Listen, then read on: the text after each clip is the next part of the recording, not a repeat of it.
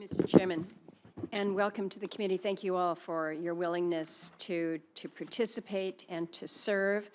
I do think it's remarkable this morning that we have three nominees for these FERC positions. I think it's important that this committee is taking this up in a manner that is pretty civilized and not pitting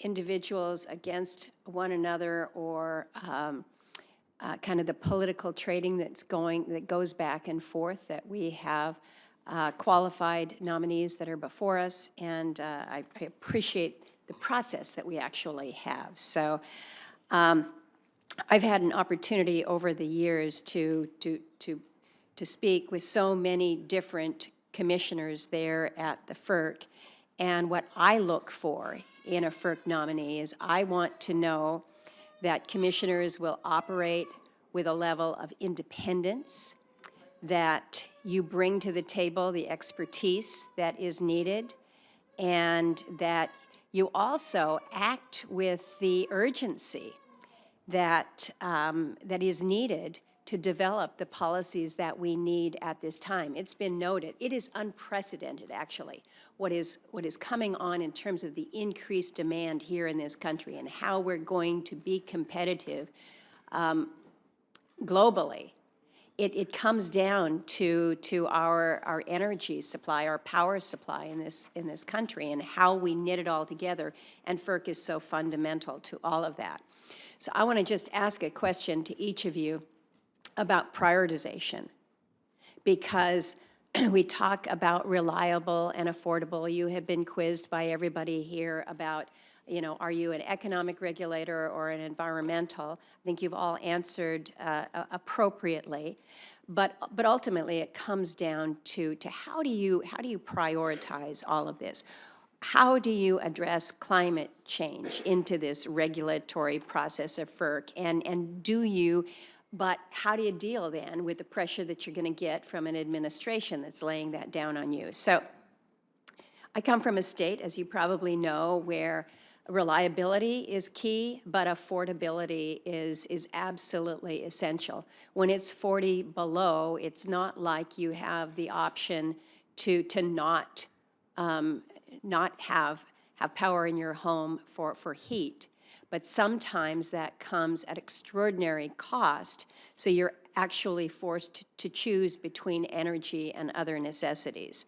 So share with me very briefly, because I have a very important question after this, how you would prioritize between reliability, affordability, and emissions reductions. And if you only had to pick two, which one are you going to prioritize? We're going to start with you, Ms. C. Well, I think, again, I would start by following the law and the particular laws that apply to FERC. If I can only pick those two, I'm going to pick the two that are in the laws that Congress has put into place, and that is going to be reliability and affordability. Okay, thank you. Mr. Rosner. Thank you for the question, Senator. For me, the priority is reliability, and I think that comes hand in hand with affordability, because without reliability, nothing else really matters. However, balance is also appropriate, and the statute provides the balance. If honored to be confirmed, I would drive my decisions off of the statute, court precedent, and I also would do so in a way that working with colleagues to find bipartisan, or in many cases the issues you just rose, I think are nonpartisan issues. I think a lot of these issues are fuel neutral. They're good of the country questions that what I hope is to work on durable bipartisan or nonpartisan solutions with colleagues at the Commission. So thank you for the question.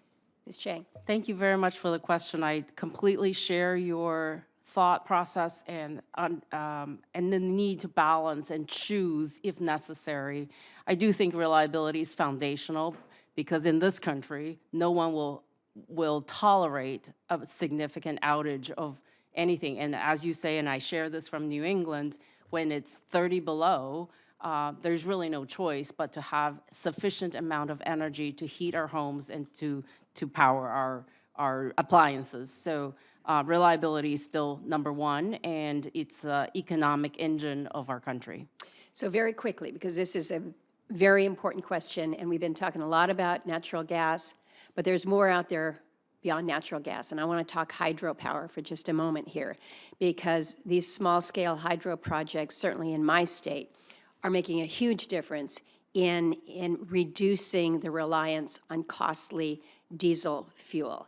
This is going to be important for us going forward, but we're far from our potential on hydro, and not only in Alaska, but across the country here. But part of this is due to the challenges that are related to the permitting and licensing, and just the time that is involved and the cost that is involved.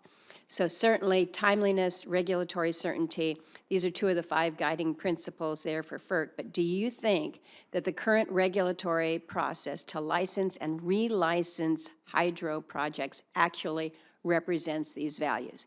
And I'll give you a hint, I don't think so.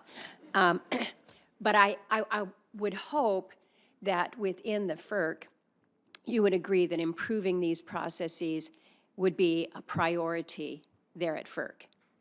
Is everybody nodding their heads?